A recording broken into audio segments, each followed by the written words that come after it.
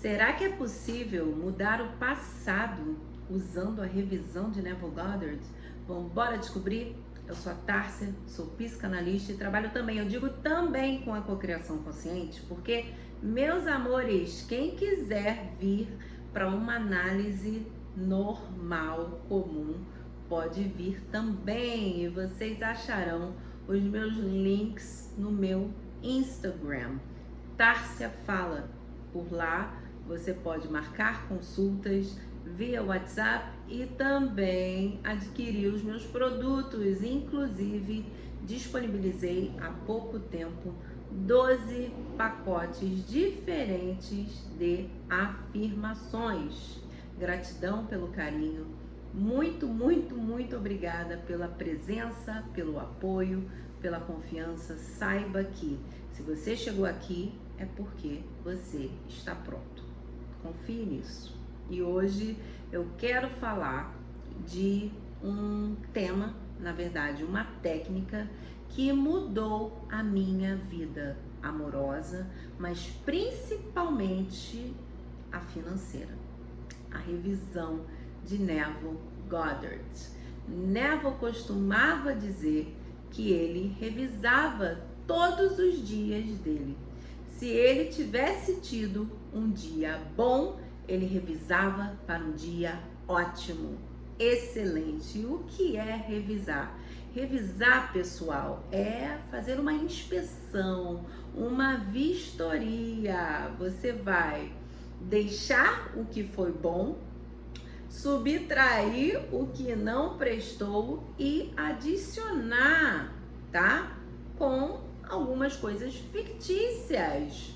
O que você gostaria que tivesse acontecido? Então, é você narrando a sua história de outra maneira. E aí eu mudo o meu passado? Não, você não vai esquecer o seu passado. Entretanto, todavia, você mudará as suposições, as crenças que ficaram solidificadas sobre este passado, visto que seu subconsciente não sabe o que é real e o que é imaginário. No momento que você começar a revisar mentalmente ou lendo uma história, que eu vou ensinar e inclusive sugiro como mais eficaz, a sua mente vai falar: ué, aconteceu isso aqui? Então, ao invés de você sentir isso, você a partir de hoje sentirá tal coisa. É muito eficaz. E por que eu falo com tanta propriedade sobre a revisão? Meus amores, todo mundo aqui sabe que eu nasci em uma família humilde, no bairro de Padre Miguel, no Rio de Janeiro. Nós não vivíamos em pobreza extrema, entretanto, nos faltava muitas vezes o básico. A geladeira da minha casa não era cheia, eu não vivia com roupas belíssimas, né? Nossa casa não era repleta de móveis esplêndidos e por aí vai.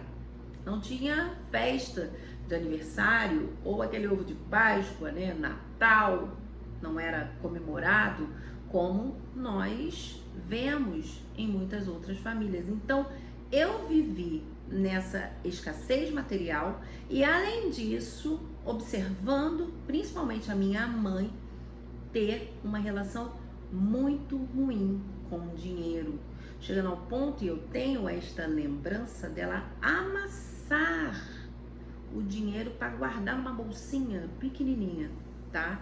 Então, por aí, né, por esta imagem, vocês já podem perceber o impacto que teve na minha psique. Tanto que, aos 30 e poucos anos, morando na zona sul do Rio de Janeiro, eu morava no Flamengo, certo? Eu já estava graduada e pós-graduada e o meu salário não passava de 3 mil e pouco reais. Você pode falar, Tássia, mas é um salário bom. Não, não é. É péssimo, principalmente se você mora em um bairro nobre aqui no Rio de Janeiro. Era o meu caso, eu tive este privilégio esta oportunidade graças ao meu irmão. Agora, este salário me desagradava demais, porque não durava mais que 2 semanas. Eu não podia fazer certas coisas como, por exemplo, ir pintar o meu cabelo no salão, fazer as unhas, né, no cabeleireiro ali, num espaço legal. Eu não podia me dar o luxo de ir a restaurantes ou, né, frequentar os shows que eu gostava em outros estados. Era tudo muito escasso, nunca sobrava, sempre faltava. E eu, trabalhando com pessoas, né, que pertenciam à elite carioca, filhos de jogadores de futebol, atrizes, atores, né, enfim, âncoras de telejornais, eu olhava para aquilo e falava, putz, e eu? Tô aqui, né, falando inglês belamente, tive a oportunidade de morar fora e lá fora também vivia com a mesma mentalidade de escassez, falo muito melhor do que a média, sabe, confio no meu taco, na minha qualificação e tô passando sufoco. Peraí, tem alguma coisa errada aqui. E conheci as leis, percebi que não bastava só afirmar ou visualizar, que eu precisava de algo mais impactante. Foi aí que eu fiz a revisão da minha infância. Como que eu comecei, pessoal? Como se fosse uma memória, porque tudo é memória, certo? Tudo, tudo, tudo, tudo. E é por isso que dizem que só existe o agora, porque o passado é uma memória, o futuro também. Pensem nisso. Então, eu gosto de começar uma revisão como um texto no passado, você revisitando algo que aconteceu. Então, eu normalmente, anotem aí no caderninho de vocês, hein? Começo a revisão da seguinte forma. Hoje, eu acordei lembrando da minha infância. Pronto. Já dei ali, né, o início. Tivemos o nascimento do primeiro parágrafo. Então, hoje eu acordei lembrando do início da minha infância. Coloco uma memória real. Era tão bom ser criança, brincar com os meus primos na rua, de queimado, de vôleibol, boneca, o que fosse. Isso foi real. Aconteceu. Eu gosto de colocar algo bom que realmente eu vivi. E aí eu começo a fazer, né? Comecei, no caso, lá atrás, a fazer correções. Me incomodava muito, eu percebi esse... Eu amo a minha mãe, eu falo, mas tinha um certo desleixo dentro de casa. É o que é, a gente tem que ser honesto, né?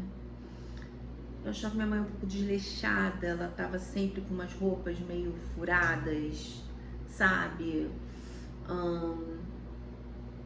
Poderia ser melhor. Então, eu lembro que eu comecei ali a dissecar esse texto falando da casa, que ao invés da gente morar numa casa, né, que tinha um reboco ali mal feito, eu comecei a narrar como uma casa muito bonita, onde havia muito capricho, a geladeira estava sempre cheia, e quando eu ia para a escola eu estava arrumadinha, cheirosinha, com lacinho no cabelo. Nada disso foi verdade. Era o contrário, era ruim, era uma pobreza, inclusive desnecessária por causa desse desleixo, muito esfregada na cara. Mas eu fui lá e corrigi, e dissequei um texto onde tudo era abundante, tudo era próspero, certo? Pronto, fiz no final, gratidão, e comecei, pessoal, a ler esta revisão. E aí que entra a parte mais importante ainda do que a revisão. Caso você fique meio perdido, vem fazer uma consulta, né, pessoal? Tô dando aqui, inclusive, muitas ferramentas úteis. Vocês sabem disso, que eu não retenho nada. Nada. Você tem o poder de mudar a sua vida. Mesmo que não tenha como pagar uma consulta agora. Preste atenção nisso. Enfim, o que é mais importante do que a revisão? É a consistência. Eu li esta revisão todos os dias, sem exceção, durante 4 meses. Antes que eu visse qualquer vislumbre, qualquer lampejo de mudança no 3D. Pelo contrário, o 3D esfregava na minha cara o que eu não queria, o oposto.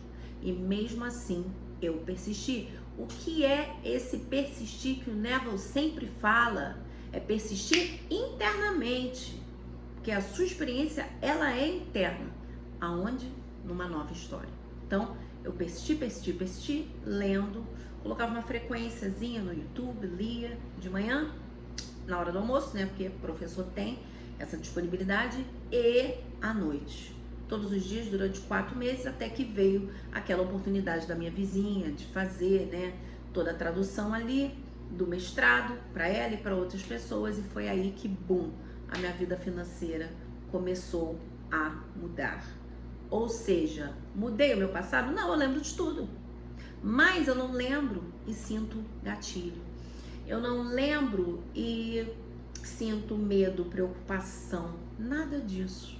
Porque provavelmente, qual foi o processo mental que ocorreu? A minha mente que, né, tinha a crença de que o dinheiro nunca sobrava, foi dissolvida essa crença e começou a acreditar que eu sempre tenho muito mais do que eu preciso. Porque na minha revisão eu coloquei isso e o externo se conformou, e até hoje eu sempre tenho muito mais do que eu preciso. E de fato, eu acredito que eu seja uma das pessoas mais bem-sucedidas da minha família. Eu fui capaz de quebrar o ciclo de pobreza, de violência, e você também é. Mas requer esforço. Ai, tô desanimada. Ai, não consigo. Então, continue aí. É o que eu falo. Se não está doendo o suficiente, você ainda não vai fazer o que tem que ser feito. Era uma delícia ler a revisão todos os dias? Não, era um saco, era um porre. Mas eu fazia. E fazia sabendo que é pro meu bem. Eu mereço. Eu não vou ficar aqui babando e vendo a vida das outras pessoas sendo maravilhosa e a minha, sabe, sendo um sacrifício. Não é para ser um sacrifício.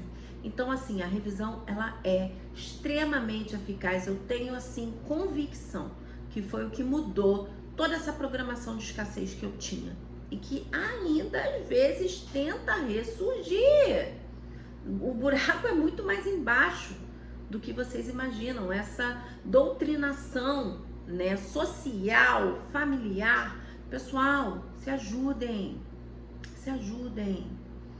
Sério, você pode viver tudo ainda. E a revisão, ela pode ser feita para qualquer área da sua vida. Vida amorosa, eu fiz. Você pode revisar mentalmente qualquer evento que tenha ocorrido durante o seu dia, que tenha sido desagradável, rejeite e crie uma nova história mental. Mas para coisas grandes, eu sempre sugiro que seja feito um texto.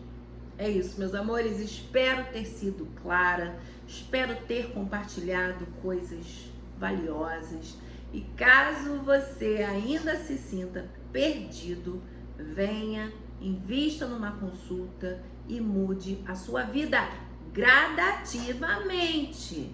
Se está aqui achando que é mágica, uma varinha de condão, que em 2 semanas a sua pessoa específica estará de joelhos te pedindo em casamento, ou que te oferecerão um trabalho onde você ganhará 1 milhão, isso é mentira. Quem estiver, né, oferecendo isso, tá te ludibriando. Não seja ludibriado. Vamos lidar com a verdade.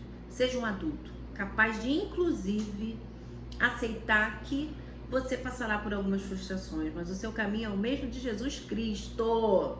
Você renascerá.